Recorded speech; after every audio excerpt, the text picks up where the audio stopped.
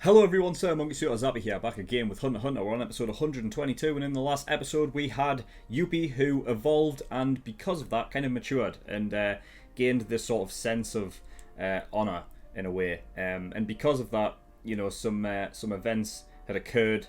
Knuckle got rid of APR in return, like for Morel's life, and instead of the idea was he was supposed to get rid of APR to save Morel, and then he would, take the brunt and the death instead of Morel. But because of this honor that Yuppie had sort of gained, he let them both go. Which was totally unexpected. Gon is forcing Shire to stay, obviously within that room and whatever. Because of that, Shire was telepathically talking to Nefer to try and get information out of Gon to find out where the king is and stuff like that. So there's some tension there, which is going to be interesting to see what happens with that.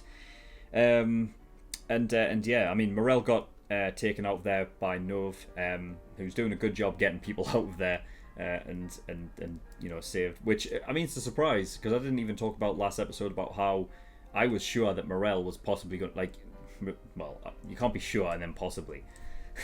That Morel was going to die. Like, I said that out of everyone, I feel like Morel's probably more than likely going to die, and he had like a death flag like sort of moment as well, where he said that after this the two of them would go out for a drink, like Morel, Knuckle and Shoot. So yeah, but he's out of there, so I think he's fine for now. So that's good. And then other than that, we had Nov did say that the king or Netero has taken the king to the appointed location, and therefore even if all the royal guards were to go over there and if they even knew where it was, even if they wanted to leave, they wouldn't get there in time. So yeah, whatever that means, but it must mean that they're there now. So yeah, it's going to be interesting to see what happens there, but I don't think there's anything else to really talk about, so we're just going to get into episode 122 and see what we get. So without further ado, let's go.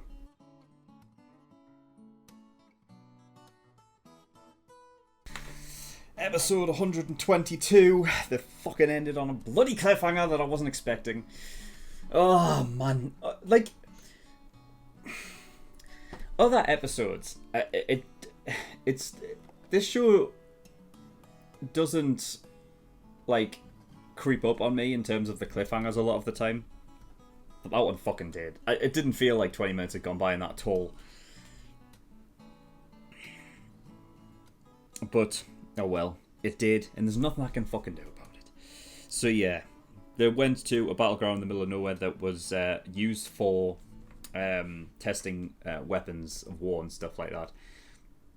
Of course, it just had to be, didn't it? We're considering how strong they are. They just need to get away from fucking where they can affect other people, But yeah, we'll see. We'll see what happens with Yuppie and Shire heading over there as well. Because considering how they had said, Nov had said that it doesn't matter if they were to leave now, they would never make it there.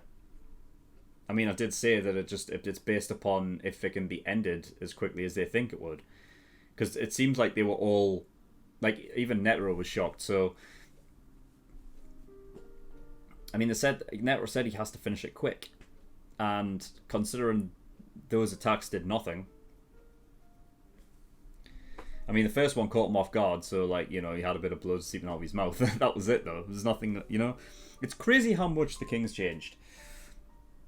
He's just so different now, he took 2 hits. And then even after the second one, he still sat down and said, "You can keep doing this all you want, and I'll just the only way you're going to get me to do anything is with words." And of course, the name thing came back up, which I completely forgot about because that's what he wanted to know, wasn't it? So, of course, I think it's interesting, Netero forcing Meruem to attack him, forcing him to fight, because I think I understand why. I think the idea is that by forcing Meruem to fight, it does 2 things. It means that Netero won't... Netero's heart won't waver, like he was talking about. He can't be, blinded by the fact of what, what was in front of him. He said that, it's 50-50 on either side, and either way, with the sort of chimera and thing still within there, it's still unpredictable as to how it would work and how it would, this... He said it was incompatible, so whether he means it's incompatible as a 50-50 state, or if it's incompatible completely, even if he falls on one side. He said the finale is going to be the same. The end result's going to be the same, which I think he means that he needs to be gotten rid of. Considering how Meron was talking about how he feel like how he was going to basically rule the world by getting rid of these sort of borders and divides between those in privileged positions to those who have absolutely nothing, and it being just like it's kind of, I suppose in a lot of ways it kind of mirrors today's society, but I mean that's what's great about when anime can do that, but like put it in a more sort of dramatized and a sort of a bigger scale, and just making you think about that subconsciously as opposed to throwing it in your face like a lot of like so many fucking TV shows and everything do now. Like it's so, there's nothing interesting about a show like lecturing you on like real life problems in a show that isn't real life, and it's just entertainment. There's nothing worse than someone just lecturing you at the screen about what, or like constantly like hitting in your face like this. No, make it work within the style of the TV show that it is, and you'll understand. You'll come to your own conclusion as to why things are the way they are, and you can take away from that, because then it just sticks with you more. Otherwise, you're more likely to just look at a lecture and be like, whatever, blah blah blah blah blah, and you'll not take it in. So I like that.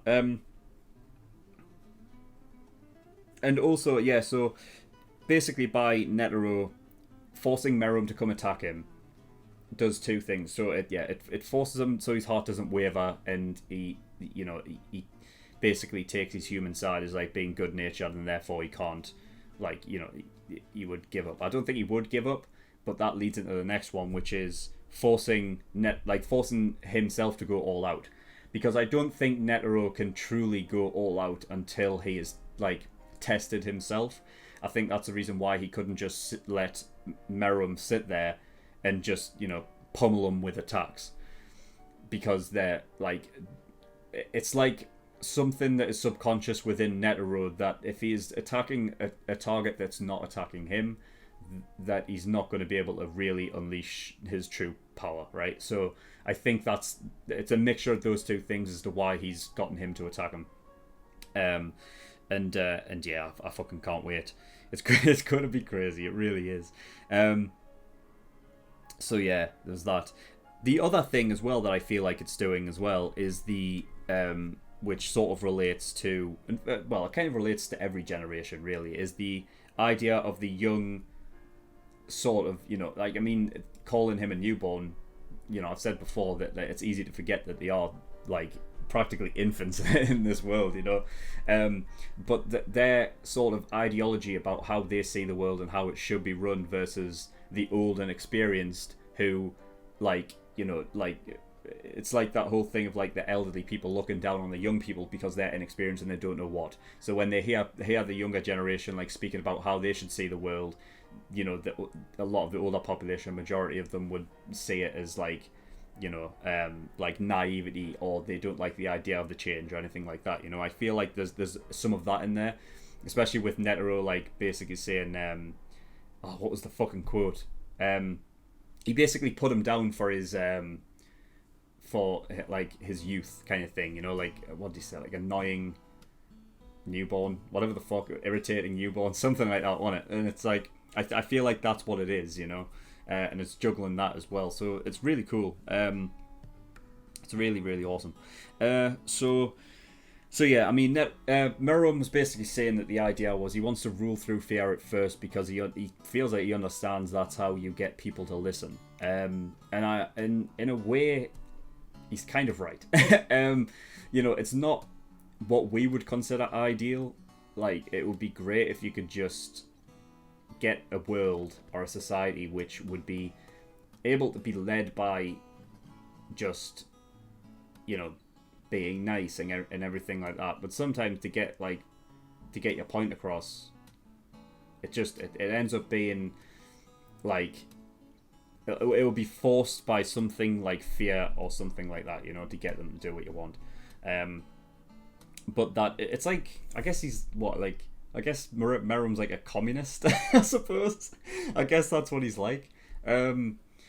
So yeah, he wants to rule through fear at first to get everybody listening, and then with that, once everybody is on side, then he can change it into what he deems, because when the seed is set that, he's ruled through fear, don't be like this, otherwise you'll get fucked.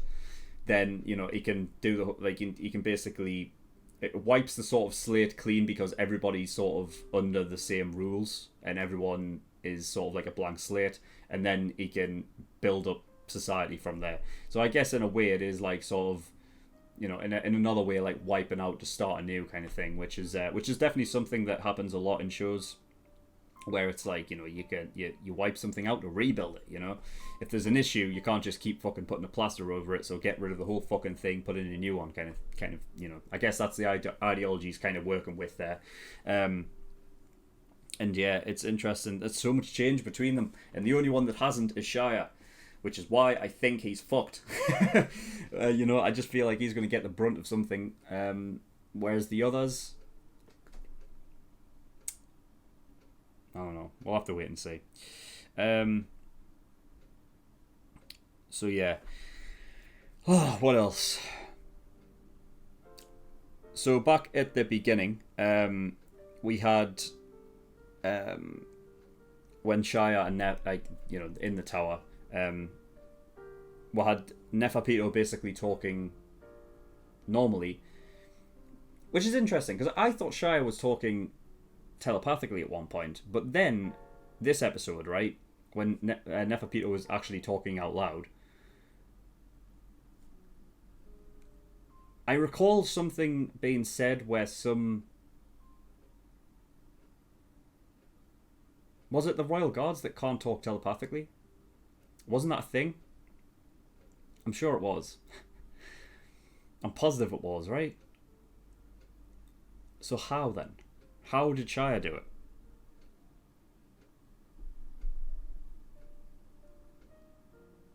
I don't know. I really don't know. But anyway, when that moment was going on and Neferpito had gotten her, went out the door and went that way, basically given the sort of the location or whatever, that obviously Shia had, there was like a visual that sort of, I think, represents his inner, the inner demon within him, I suppose, is probably the best way to put it. Like how I've been saying over these past few episodes that Shia's quite insane and he's a bit nuts, and I think that sort of duality there of, one on this side looking that way, one on the other side looking that way, one's like, like darkly coloured and everything like that, that it just shows that there's that break within Shia. That's the reason why I don't think, even if he was to get some knowledge that Yuppie and Nefer and Meruem and everything like that have changed them, I feel like would not change Shia. Or if it would change like one of his personalities, and then his other side would come in at inopportune times. Meaning that when Netero was talking about how the 50-50 split on humanity and then instinctual, and that like 50-50 split, that Shia would be more likely to adhere to his instinctual ant side as opposed to a human, a humane side. So yeah, I mean, it's definitely, it definitely makes him the more interesting one right now, because of what will he actually do, and especially considering the fact that Netero was supposed to get this done early and out of the way, it makes me think that Yuppie and Shia are going to make it there at some point, and that's going to be interesting, especially at what point in the battle that is taking place, because if they manage to get there and see that shit, like there's somebody here who could possibly take out the king, then it's going to be interesting to see how they, because if they get in the way, I mean, here's the thing, Yuppie and Shia, specifically Yuppie's strong. I haven't seen anything to really suggest that Shia really is all that powerful. I mean, his ability the abilities that we've seen seems to push more towards the fact that he's more of somebody that, like, is a getaway sort of thing, if he's captured or anything like that, as opposed to actually fighting. But even even Yuppie, if they get involved in that fight, even though he was up against like Knuckle and Morel and everything like that, and managed to hold his own. If that was Yuppie taking that attack from Netero, like the first hand or the third hand, I feel like he would have died. So if they get to a point where they're like, oh, the king's he's losing, if for whatever reason they think that, right? Because in their minds they would be thinking the king could just one shot anybody. So if they see like Netero actually putting up a fight, they may like instinctually or whatever jump in to protect the king and just get like a fucking just get a massive slap from Netero and just die, But yeah, I don't think it's going to be as simple as that, but it's interesting nonetheless, because I do feel like they're going to get there before that fight is over, and it's especially considering the fact that it almost. When I say that this show is unpredictable, I almost feel like they've pointed out something that is predictable, and I think is almost guaranteed to happen, like 99.9% going to happen, which is that Meruem forces Netero to, to the point where he tells him his name. Other than that, I mean, I'm trying to think if there's any other reason as to why he would get his name.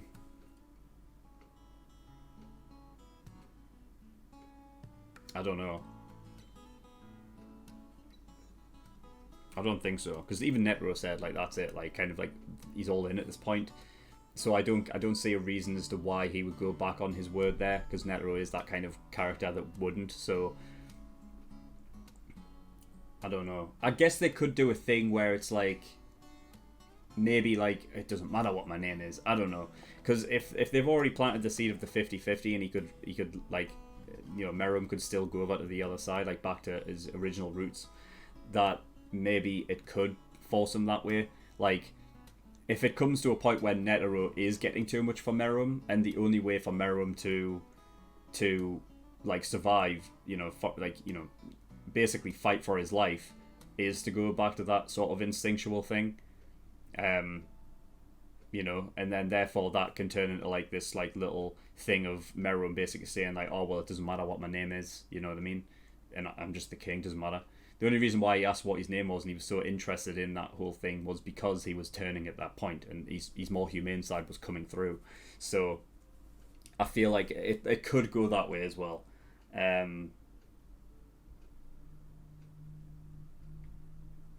So yeah, I guess it's still a bit unpredictable. Not as predictable as I thought. Whatever. It always makes me laugh when I say like something. I say something and I'm like, yeah, this is concrete. This is how I feel. And then when I start talking about it, I'm like, I completely contradict what I said, and I'm like, well, I guess it's not this then. And I'm like, no, I've come up with something new. It's like, I just talk myself into believing other things. Strange how that works, isn't it? Oh well. So yeah, Shia fully reformed outside. He is now at his full height. Even if he wasn't, and he had like one clone, like left back in the tower that was the side, like he wouldn't be able to have a fully formed other Shia in there, right? And that's the thing. We didn't go back to Gon and Neferpito in that tower. After Shia had fully reformed outside. I guess it could be just a thing of Gon, because he's not looking back there, that he could assume that Shia's still there. Because I don't think he's using N or anything, is he? So it's not like he can. But you don't need N. You don't need N all the time to be able to sense that there's somebody near you, right? So I don't know. It'd be interesting to see what happens to the next scene that we go back there and see. But yeah. Anyway, I think that's pretty much all I've got. But I mean, that fight's going to be nuts. I can't wait. I can't wait to see the rest of that fight. Yeah, it's going to be fantastic. But that's all I've got for that episode. So thank you everyone for watching. In the description below, I have links to certain things. One of them is the Discord, so you can get yourself over there if you wish. And I also have a Patreon page as well. So if you do want to support me, that'd be very much appreciated. I'm trying to get back to doing full-time this year, you know, so I can get out more content and, you know, like everything more frequently out for you guys. So yeah, it'll be really appreciated if you do want to support me. There's a bunch of different tiers and rewards there that you can support me with. So there's the early access tier, $5 a month. That gives you access to shows a week early, and you get 4 episodes of Hunter x Hunter every week. That's 2 on Monday and 2 on Friday, as opposed to the general public that only get access to 2 episodes a week. So if you by the time this episode comes out on YouTube for the general public, if you become an early access tier patron, you'll have access to the rest of the show and reactions, like everything up until the end, because I'll be finished by that point. So if you can binge watch from now until the end of the show within a month's time, which, you know, I think you can easily do, then it will be only $5 for the rest of those reactions. So it's a pretty good deal. There's also full length there for $10 a month. It doesn't matter for this show because it's full length anyway, but for other shows you will need that. And then there are other tiers where you can pay to have me react to a show. So if you want me to react to a show, then go have a look at those tiers and see what they offer. But that is all I've got. So thank you for watching. I'll see you all next time. Bye bye.